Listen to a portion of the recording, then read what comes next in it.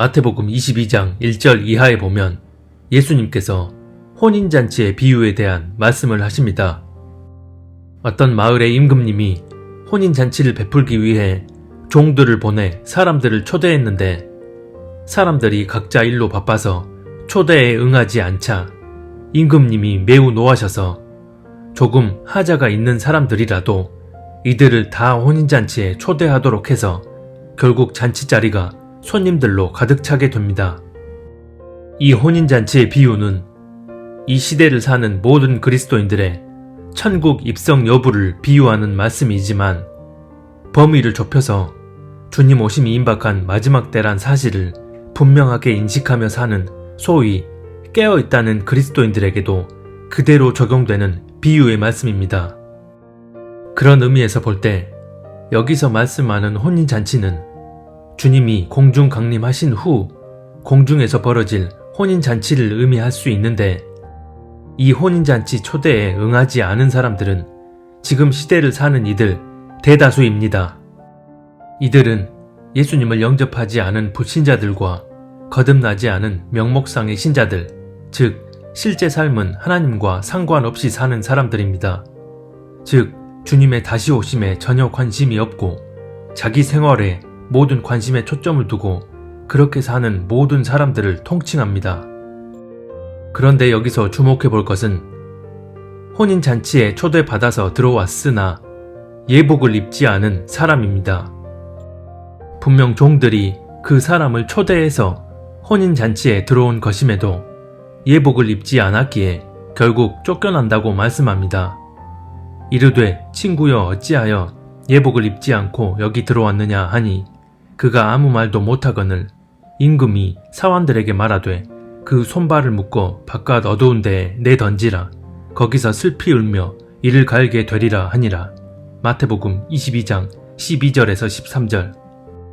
그리고선 다음 구절에서 이렇게 말씀합니다.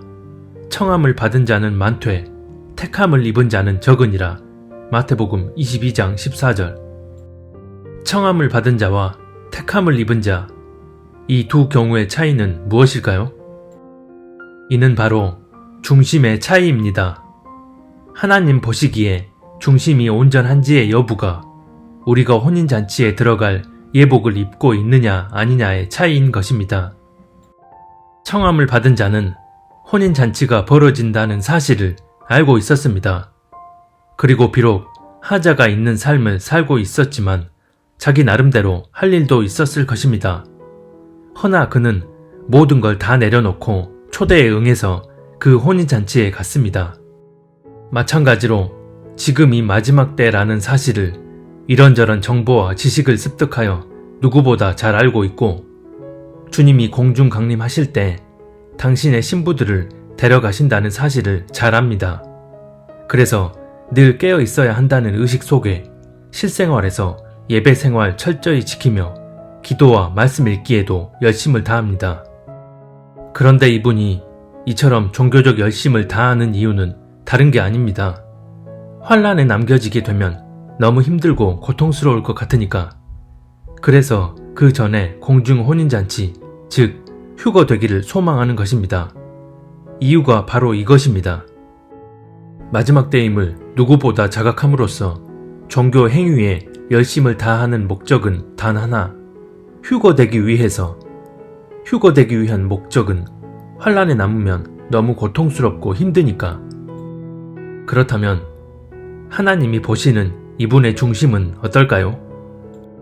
그 중심의 목적 자체가 하나님이 아닌 다른 것에 집중되어 있는데 하나님께서는 단지 열심을 다하는 외적인 종교 행위로 인해 그 사람을 깨어있는 것으로 인정해주고 그를 합당한 사람으로 여겨주실까요?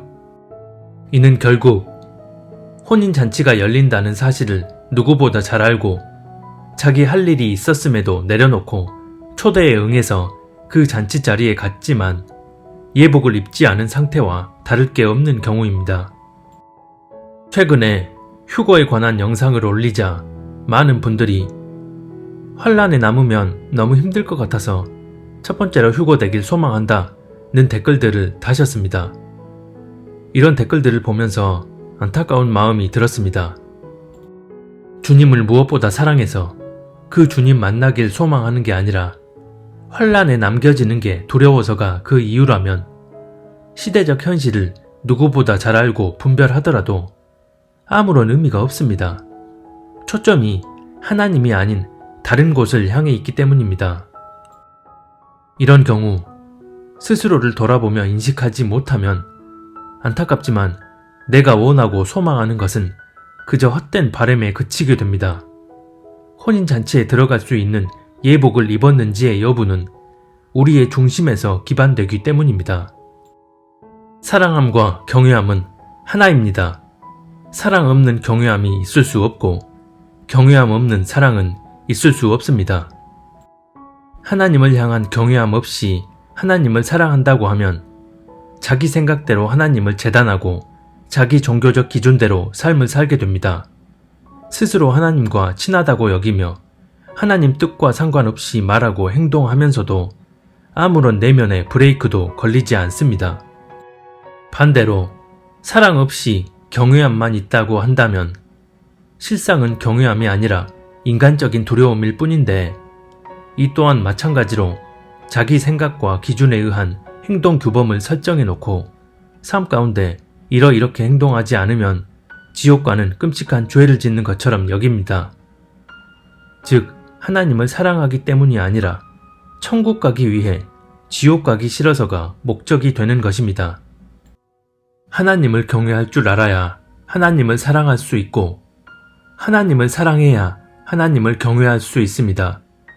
경외함이 없는 사랑은 방종을 일삼는 종교인일 뿐이고 사랑 없는 인간적인 두려움은 하나님과 살아있는 관계 안에 거하지 않는 데서 오는 것일 뿐입니다. 아무리 마지막 때임을 잘 알고 주님 다시 오신다는 사실을 알고 있더라도 주님을 사랑해서 주님 뜻대로 나오는 외적인 아웃풋이 아니라면 그것은 우리 주님이 목적이 아닌 다른 데 목적이 있는 것일 뿐입니다. 마지막 때라는 사실을 누구보다 잘 알고 휴거되기 위한 종교적 열심을 다하고 있으니 얼핏 보기엔 거룩해 보이고 정결해 보일 수도 있지만 그 본질은 하나님 앞에 합당하지 않은 중심, 즉 예복을 입지 않은 자가 되는 것입니다. 그러면 어떻게 해야 예복을 입은 자, 즉 하나님 앞에 합당한 중심을 가진 사람이 될 수 있을까요? 본인 스스로를 아주 진지하게 들여다봐야 합니다. 다시 말씀드리지만 주님 곧 오셔서 신부들을 데려가시고 그 후에 환란이 온다는 사실까지 알고 있고 그래서 정결하게 살려는 목적이 환란에 남겨지면 고통스러우니까 환란에 남는 게 두려워서라면 마지막 때를 알고 휴거를 소망하는 모든 것들, 즉 내가 하고 있는 모든 종교적 열심들은 우리가 입어야 할 예복과 상관없는 것들이 됩니다. 배도한 교회를 벗어나 구별되는 일은 마지막 때 우리가 해야 할 가장 중요한 행위 가운데 하나입니다. 하지만 하나님을 경외하고 사랑해서 그 뜻대로 행하기 위한 목적이 아니라 그저 환란을 피하고 휴거되기 위한 목적으로 행하는 거라면 이 또한 예복과 상관없는 행위가 됩니다. 그런데 실상은 이런 목적이 중심을 차지하고 있음에도 나는 예수님을 사랑하니까 라고 자기도 모르게 스스로를 속이는 생각에 지배당할 수 있습니다.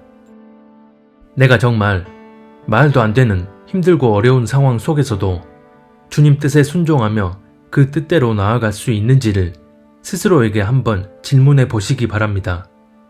여기에 본인이 그렇게 대답할 수 있는지를 먼저 진지하게 점검해야 합니다. 자기 자신은 속일 수 있어도 하나님은 절대 속이지 못합니다. 만약 그렇게 할 자신이 없다면 겸비함으로 주님 앞에 나아가 내 자신을 온전히 비춰볼 수 있도록 그리고 주님의 은혜를 간절히 구하며 그 은혜를 힘입어야 합니다. 내가 소망하는 목적이 다른 게 아닌 오직 주님만이 될 수 있도록 주님이 천국에 계시든 지옥에 계시든 환란 속에 계시든 주님만을 소망하고 주님만이 목적이 되는 그 중심을 가지고 있다면 지금 현실의 삶에서부터 나에게 쉽지 않은 상황일지라도 그걸 거스르고 주님 뜻대로 나아가겠다는 믿음의 열매가 어떤 식으로든 드러나게 됩니다. 그런데 이런 중심이 없다면 내가 할 수 있다 여기는 것만 하고 현실적으로 할 수 없다고 여겨지는 건 하나님 뜻이 어떠하든 스스로 합리화하고 제껴버리기 때문에 열매로 나타나지 않습니다. 이는 하나님보다 현실을 더 위에 두고 있는 것과 같습니다. 실상은 이런 삶을 살고 있으면서도 마지막 때를 알고 그래서 휴거를 소망하고 그래서 뭔가 내가 할 수 있을 만한 종교적 행위는 열심을 다해서 어떻게든 환란에 남지 않으려고 노력합니다. 내 삶의 목적이 오직 하나님, 그분 자체가 되지 않으면 내가 소망하는 게 아무리 거룩해 보이는 소망이라 해도 내 중심은 하나님이 아닌 다른 것에 초점이 맞춰져 있는 것입니다. 하나님은 우리가 행한 대로 보응하십니다. 여기서 말씀하는 행함은 우리 육신으로 행하는 표면적인 행위 이전에 우리 마음의 중심을 의미합니다. 그러나 미운 것과 가증한 것을 마음으로 따르는 자는 내가 그 행위대로 그 머리에 갚으리라. 나 주 여호와의 말이니라. 에스겔 11장 21절. 에스겔 11장 말씀을 보면 옳지 못한 행위를 직접 행한 것이 아니라 마음으로 동조하거나 추구하기만 해도 하나님은 그런 마음을 우리의 행위로 간주하신다고 말씀합니다. 하나님이 달아보시는 본질적인 잣대는 우리의 중심이기 때문입니다. 그래서 우리가 육적으로 열심을 다하는 그 종교적 행위 안에 들어있는 본질, 즉 어떤 중심의 동기에서 비롯된 것인지를 속속들이 다 보고 계시며 그 중심으로 우리를 판단하십니다. 나 여호와는 심장을 살피며 폐부를 시험하고 각각 그의 행위와 그의 행실대로 보응하나니 예레미야 17장 10절. 하나님은 우리의 심장과 폐부, 즉 우리 마음의 깊은 속을 시험하셔서 그에 기반한 행위대로 보응하신다고 말씀합니다.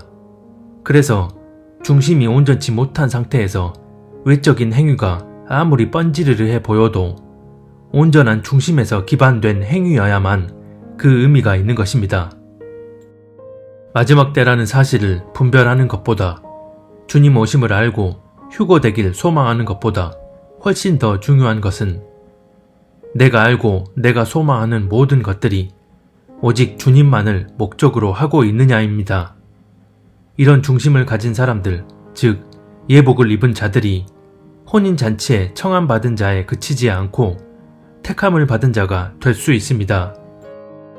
이 영상을 보시는 모든 분들이 부디 하나님을 온전히 경외하고 스스로를 돌아보는 겸비함으로 오직 주님만 소망하고 주님만을 목적하며 주님과 온전히 동행하는 삶을 살 수 있기를 바랍니다.